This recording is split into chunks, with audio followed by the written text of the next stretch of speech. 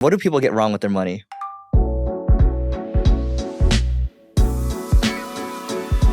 I think a lot of us really focus on the scrimping and the saving. And so people are like, I'm not buying that avocado toast. I'm not buying that Starbucks. I'm not, doing anything that brings me joy. Think about how hard it is to cut $10,000 worth of expenses out of your life. Like, that's hard. You're giving up a lot of things you really enjoy. How easy is it to ask for a $10,000 raise? That is absolutely heard of. Like, heard of, as in happens all the time, happens to so many people. A $10,000 raise is really not that strange. And you can get one just by being responsible, making sure you come to the table with like quantifiable facts and like, a good excuse for your boss of why you deserve one. So it's a lot easier to make more money than it is to cut out all of the things that bring you joy. So my advice is, hey, focus less on the coupon clipping and the little, tiny things. Focus on the big stuff. Because if you're not asking for a raise every single year, it doesn't matter if you're trying to scrimp and save. Like, you're still not going to get ahead.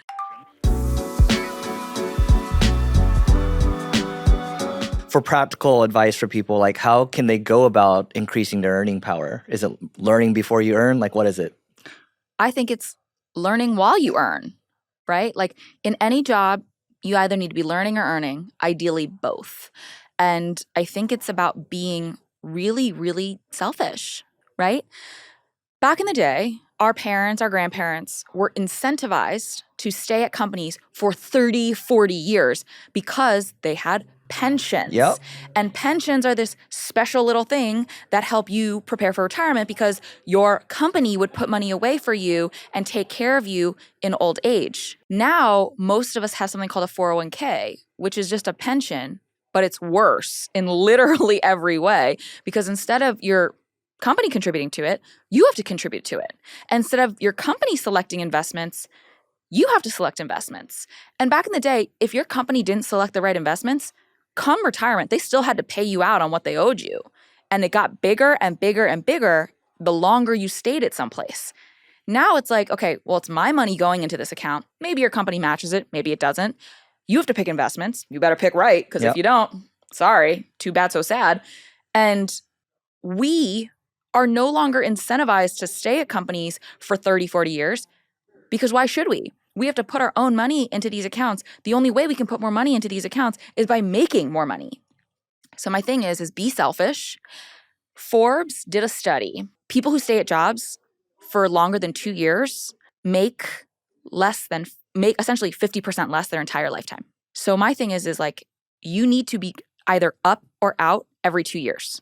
Every 2 years, you need to be getting a 10 to 15% promotion at a minimum every 2 years. Otherwise, you need to leave. You need to go somewhere that's going to pay you. Because if you're not doing that, you're going to be making less.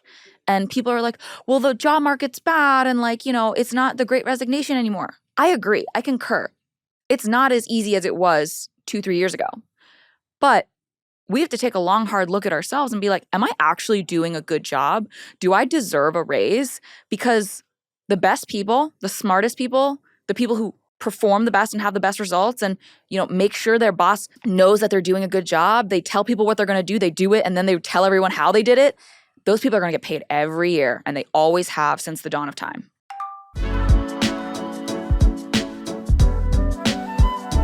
You made a video on, I think, why do people actually like buying fake bags? Why do rich people like buying fake bags? So this came out of a piece, I believe, in the New Yorker. And it was basically this expose about how these women on the Upper East and Upper West Side of Manhattan, one of the most expensive zip codes in the country, were going and buying high-end fakes. And those are 3 words you would never think would be in the same sentence because high-end and fake usually are a clash.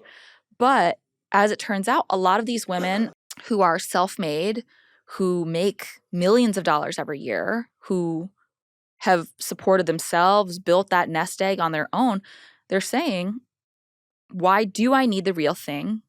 I got it like that. People think it's the real thing. And if I'm buying a really, really well-made fake, nobody knows the difference.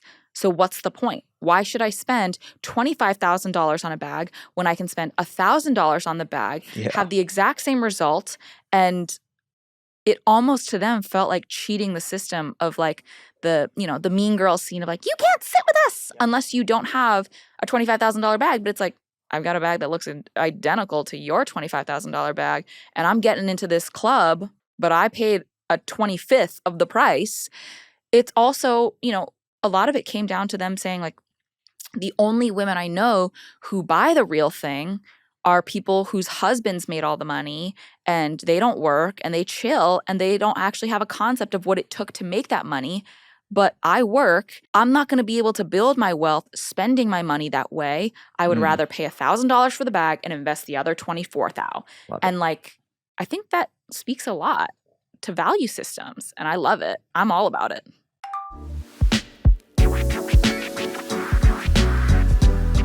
And by the way, it's when you're working in, I think it was iBanking, right? I was on the trading side Trading of the house. side, okay, got it. Yeah. So, but also you were getting grinded to the bone too, right? Yeah, like yeah. You're working 70, 80 hours a week, 60? I mean, I was waking up at 5. My butt had to be in the seat at 5:45. And then I would leave the office every day, roughly 6. But typically on Tuesdays through Thursdays, I had a client event to go to. So it wasn't like at 6, I got to go home. I then had to go to drinks or go to dinner. And when you first sign up for the job, that sounds amazing, right? Because you're 22, you have no money. There's no way you can afford to eat at this really fancy steakhouse. You get to go to this dinner, but you have to realize like you're not hanging out with your friends. You're hanging out with people that you need to be on around. And I had to talk shop. I had to, hang out with clients that maybe I liked, maybe I didn't. Maybe they weren't particularly nice. It's work. So, I'd probably get home around 8, 9, sometimes closer to midnight if it was a really late night. Yeah. And so every week I'm working 80 hours a week. Yeah. To make $100,000 a year? Like at a 40-hour work week, that's $50,000, which is below what the median American makes. Right. So that's nuts. I mean, that's like probably like 20-ish, $30-ish an hour, something like that. To be doing really mentally taxing work. Like from the hours of 9:30 to 4 p.m., it's not like I got to freely go take a bathroom break. If I had to go to the bathroom, I would have to yell out to the trader next to me, be like, can you watch my screens while I go to the bathroom? And I had to hustle, go as quickly as I could and come back. And I don't think people realize that. This is not a normal corporate job where you are allowed to go to the water cooler. Like when you are in a trading seat, 9:30 to 4, you are tethered to your desk. And it's hard.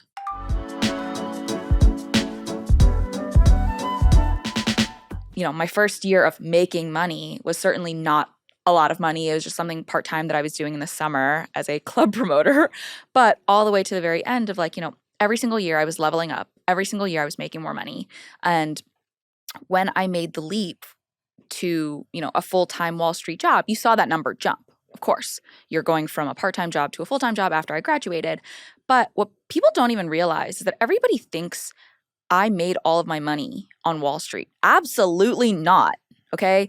I was on Wall Street for 2.5 years, and I was making an analyst salary and bonus. It's not that exciting.